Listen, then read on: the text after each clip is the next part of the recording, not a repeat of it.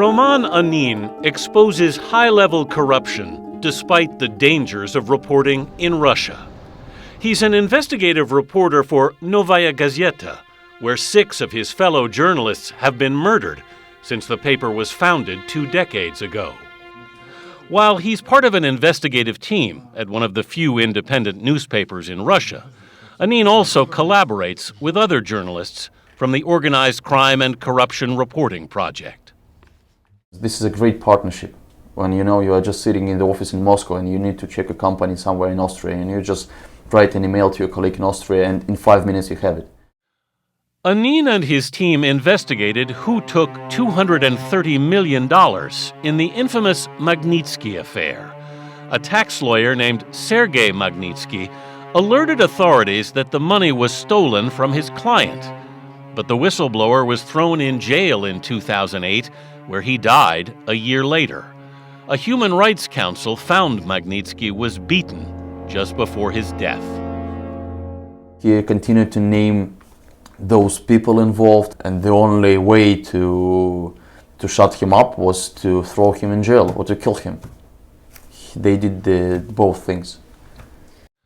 While Magnitsky pointed to the mafia, Anin traced millions through a maze of phantom companies, crooked banks, and offshore accounts, and discovered Russian officials and their relatives were direct beneficiaries of $52 million.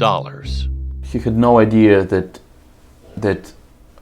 this ends up in the cabinets of Kremlin and in the cabinets of some generals of secret services.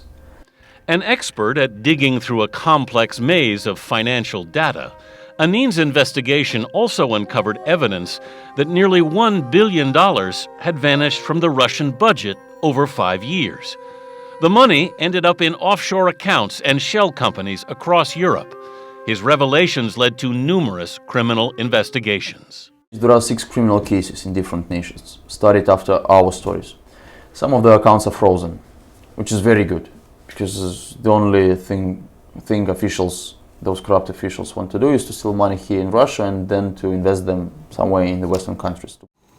He also exposed corruption in the construction contracts for next year's Olympic Games in Sochi, the most expensive Olympics in history. Despite overwhelming evidence of wrongdoing and a presidential inquiry, no one was punished.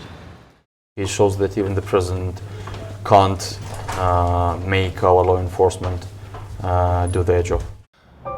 Anin began his career in 2006, uncovering corruption in sports before becoming a full-time investigative reporter.